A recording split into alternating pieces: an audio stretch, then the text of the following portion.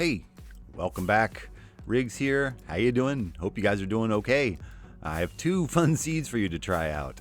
Something might be a little different for you today. I was thinking, Minecraft is such an interesting game. So many different ways of playing it. You might be somebody who just likes to do, mini games and creative, but maybe you like to do survival and build the huge mega bases. And or maybe you're a redstone guy, but one of the sort of subsets of survival are the people who like to play the game from beginning to end, and by that I mean going to the end and killing the end dragon, and they try to do that as quickly as possible, and those people are called speed runners. And the fastest player in the world right now is not me. I'm a slow runner. Is that a thing? Yes. No, the fastest runner is a guy named Illumina HD. He does a random seed rather than a set seed where he kind of knows where everything is. He does a random seed each time, and the combination of the Desert Temple plus Savanna Village is kind of the current meta. It's kind of what you're looking for. And interesting combination, but that allows him to beat the game very quickly. And I'll show you the route he took. This is a seed, actually has two desert temples, that he beat the world record on about 2 weeks ago. And then just about 2 nights ago, he beat the world record again on a different seed. And I'll show you that in a second. I should say at the beginning of the video, I'm generating this in Java 1.14. The world generation doesn't change that much between 1.14 and 1.15, although this area right here, Illumina notices this, and instantly he's like, oh yeah, that's lava. Which is another important ingredient in a speedrun, is having easy access to lava. Interestingly, in 1.15 world generation, that lava does not generate. So here is a map of the area surrounding spawn. The blue banners are villages marked with the coordinates, and the red banners are pillager outposts, but I hope this is useful to somebody. But yeah, after you've beaten the map in 30 minutes, as Illumina proved, and I'll show you the method he used. It's pretty creative.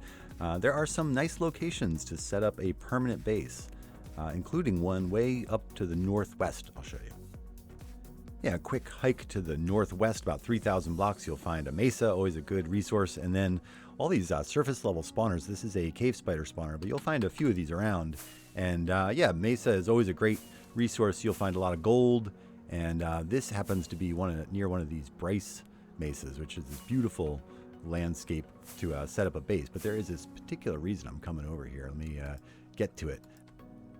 So here is a skeleton spawner, which is always a nice resource, of course. And excuse me, guys. You know how sometimes you find one spawner, and then if you're lucky enough, sometimes you'll find a second spawner kind of nearby, and then you have to do some careful digging to figure out if possibly there's a chance you might be able to activate 2 spawners at once. Well, you won't have to do any figuring out for this one. Yeah, 2 skeleton spawners right next to each other. Skeleton spawners, I think, are the best because you get the magic bows and some armor and bones, which bone meal's good for everything, of course. So what a great location. And yeah, this is right underneath the Bryce Mesa I was showing you. So great location for a base. I always like to check where the nearest mansion is, and this is not a mansion. No offense, buddy, but this is a witch hut close to a mansion, so that might be convenient. If you're heading out here creating a nether portal to explore one of these things, you'll have a witch hut nearby as well. So these things are always kind of fun to explore, and they're very, very rare. They can be, as I've said, more than like 10, 15,000, 40,000 blocks even. So if you need a room full of blue wool, you know where to find one. I wanted to show you this other part of the map with some shattered savanna. There are lots of beautiful areas to explore on this map. I'm not going to spend too long because I want to get to the speed run. But yeah, speed running is such an interesting take on the game. Normally I dig down to level 11, get some obsidian after I've gotten some diamonds, and then it's off to the nether to get some blaze rods. You start farming up some endermen for ender pearls, and that whole thing. But this kind of skips a lot of that. And so I encourage you to load up this world and try to get it done. Let me know in the comments if you do it, how fast you do it.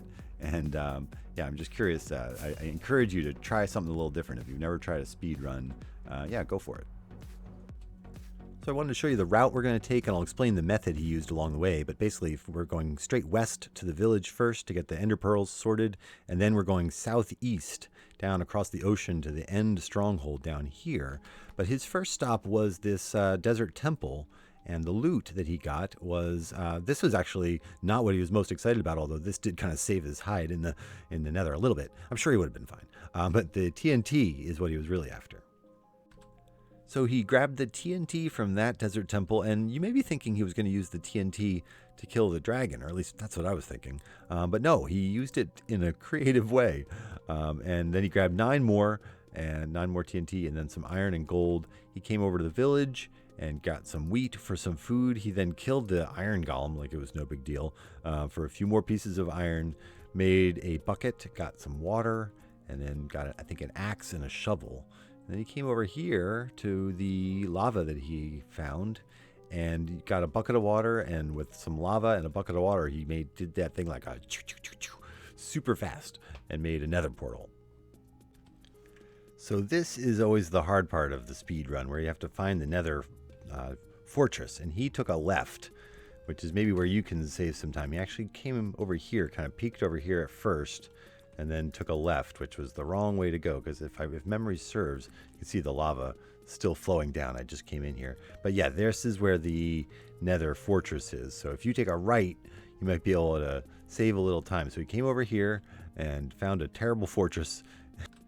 And the reason you're over here, obviously, is to get some blaze rods so you can turn your ender pearls into Eye of Ender, so you can fill in the end portal once you find it. But this is actually a huge nether fortress. So I was just kind of taking a look around.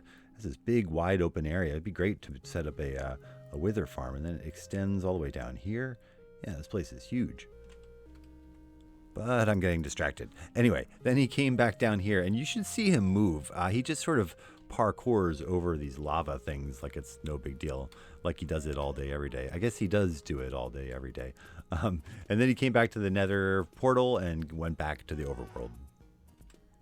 So then back in the overworld, now armed with some blaze rods and some TNT, comes back to the village.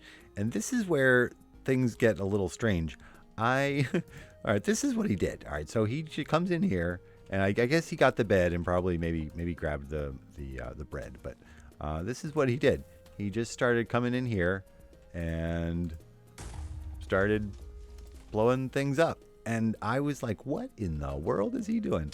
I thought he was kind of like giving up for the run. But no, on the contrary, this is what he was doing. He was getting all this wood. Yeah, the fact that the Savannah villages are made out of these wood logs means that you can blow them up pretty easily. I think he made sure that the villagers weren't around, but you can blow them up for a huge amount of logs. And now, why would you want a whole bunch of logs? Well, I'm glad you asked. I'm pretending you asked. I'll show you. So with all that wood, he came over here and he made a fletching table. Excuse me, buddy. This is not about you. He made a fletching table and then found a Fletcher and traded up a whole bunch of sticks to get a whole bunch of emeralds. And then with the blaze rod, he found a different villager, and I'll show you what he did with them. So with a blaze rod, you can make a brewing stand, and with a brewing stand, you can make a cleric. And if you have enough emeralds, you can start trading with this guy to get the next trade unlocked, and the next trade, it'll take a second. I'll show you what he'll end up with. So once you get to the expert level of a cleric, they sometimes have an ender pearl trade, and this is sometimes where Illumina gets stuck, because he can get all those other kind of ingredients, but then not get the ender pearl trade. But yeah, he was able to trade up enough ender pearls, and the blaze rods plus ender pearls gives you the Eye of Ender, and then he throws that up in the air, and yeah, off to the races. He goes this way, and he moves across the landscape. He just flies like the wind. I mean, I'm actually like literally flying, but he doesn't move much slower. He's kind of amazing. So I'll show you the route he takes. Oh, and I should say, if there are any specific seed requests that you have, or if you have a seed that you think I should share, please do let me know. I'm always looking for the next great seed to share with people. So once Illumina gets down to this location, he digs down and finds the end portal super quick, and using a combination of extreme skill and explosive beds in the end, kills the dragon really quickly. But I'll have the coordinates for the end portal here and a link to the video of him doing that amazing speed run, because definitely worth checking out. I had to show you what happened to my world. It got all crazy and corrupted. See how certain chunks they've all just gone haywire. But anyway, I wanted to leave you with one last look at this map. Yeah, kind of amazing. He was able to complete all that in just 32 minutes and 37 seconds. So see if he can beat his time. But a lot of beautiful spots on this map to explore. I'm not going to take any more time showing you, but I encourage you to take a look around. And let's go on to the next seed, and he beat that one even faster. So this is where Illumina spawns in for his current world record seed, and this map wasn't there, but boy, wouldn't that have been a good help. But the blue banners will show you where all the villages are, and the orange banners will show you where the desert temples are. But there's a few cool things I want to show you on the map, and then I'll show you the route he took. And yeah, he did this in just 27 minutes and 27 seconds. Always nice to know where the nearest Mushroom Island is, and isn't it cute? It's about 2,700 blocks to the north of spawn, but isn't it just the cutest ever? Even further to the north, we have a jungle and a mesa, big mesa island, and a couple of the more harder to find biomes, but super useful. And then this neat location with a full jungle temple and this kind of secret cave entrance thing. Down to the southwest is this village I kind of like the look of. It's one of these like multi-level villages. You find some of the houses up on top of a hill and then everybody down below. But, I sort of wonder, these guys hang out together? Do they go to the same parties? Yeah, it's kind of a neat village. I thought it might be fun to kind of fix this up with multi-levels, create some stairways, and yeah, a little fixer-upper. All right, I wanted to show you real quick on the map the route that Illumina took. He went straight west from spawn to the Desert Temple, and then south to a village, and then west out to the end stronghold. But yeah, I can sort of show you the route he took along the way and talk a little bit more about the specifics that made it possible for him to beat the record by almost 5 minutes. Yeah, he did this in just 27 minutes and 26 seconds. The method was kind of the same. Came over here to get the TNT, as I said, but then also some string for a bow, which is crucial in the dragon fight, obviously, and then also some gold, which when you're trading with the priest, you sometimes need some additional gold to unlock that final trade. One other little detail that I didn't mention is that when he comes over here and he's doing the TNT thing, one little detail that he does is he puts a button on the TNT, and what that does is it makes it so that when it does blow up, if a villager gets damaged, it doesn't count it as player damage. If you damage a villager, then all of the villagers around think that you're a terrible person and give you worse trades. So that is an important little detail that I don't think I mentioned in the first time around. But then he comes over here and finds the lava immediately. Have you ever heard the phrase, sometimes it's better to be lucky than to be good? Well, here's an instance where Illumina is very good, but he was also very lucky. So this is always kind of a random roll of the dice where you're going to end up. But yeah, check this out. Fastest nether portal or nether fortress finding ever. So he kind of lucked out. It took him a little while to find a spawner, but then he got the job done and was back out in record time. So out of the nether, armed with some blaze rods, he also made sure to grab some gravel because you need just a little bit of flint to make the fletching table to turn a villager into a Fletcher. And then he was able to trade all the emeralds he got for all the arrows he could possibly need for the dragon fight. But yeah, he got the ender pearls from the villager, and then it was off to the west. And one very important thing I realized I didn't mention is he did this in 1.14, and that allows him to trade multiple times with the villagers.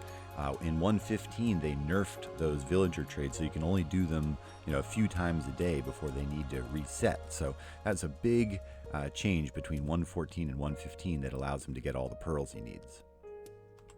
So once he's here, he knows he's close and he starts digging down to try to find it, although he barely needs to because it's one of these big exposed strongholds at the bottom of the ocean floor here. And then the end portal is right here. You need 11 Eye of Ender to fill it in, and the dragon fight is kind of an afterthought for him. So yeah, 27 minutes, 26 seconds. Boom, done. I definitely encourage you to watch his videos of these world record runs. Kind of funny, the current world record, you can actually see me in the chat. I was watching him stream it live, and so I was chatting along, and he shows the chat on screen. It's kind of funny. But I'll leave you with one last look at the map. Some beautiful areas. I'm not going to take any more time showing you, but I encourage you to load up this map, try to beat it, and then go explore. You can go get your elytra pretty quickly. Be fun. So do it in survival, and hope you guys are doing okay. Maybe you have a little extra time to play some Minecraft and try to do it in a different way. So take care of yourself, take care of each other, and until next time, this has been Riggs. I love you. I'll see you soon. Bye-bye.